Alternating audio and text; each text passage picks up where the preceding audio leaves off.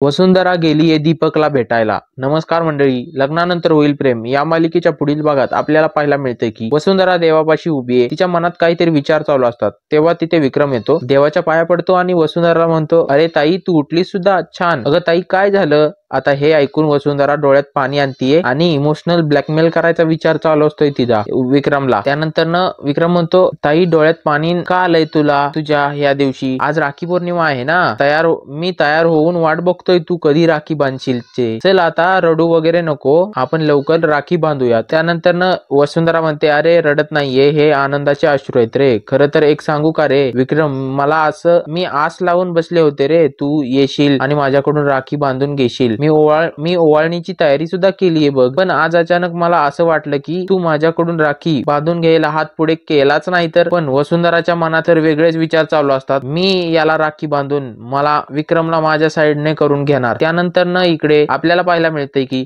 काव्या आणि पार्थ निघालेत त्यांच्या घरी त्या मावशीच्या कडून. त्यानंतर काव्या म्हणते, येते मावशी. ती मावशी म्हणते की अगं थांब, कुंकाचं बोट लावून जा, तू सवाष्णी आहे ना. तेवढ्यात घरामध्ये आपल्याला पाहायला मिळतंय रम्या नंदिनीला धमकी देते आणि म्हणते, नंदिनी तुझ्याकडे 12 तास उरलेत, जर तू पुरावे माझ्या आईच्या विरोधात नाही आणले तर तुला या घरातून बाहेर जावं लागेल. इकडे आपल्याला पाहायला मिळतंय की वसुंधरा दीपककडे गेलीये आणि दीपकला म्हणते की अरे बाबा आता तूच काहीतरी कर, वाचव मला. प्रेक्षकांनो, दीपक वसुंधराला मदत करेल का नंदिनीला? कमेंट बॉक्स मध्ये नक्की सांगा आणि आपल्या चॅनलला आता सबस्क्राईब करा आणि नोटिफिकेशन बेल ऑन करा.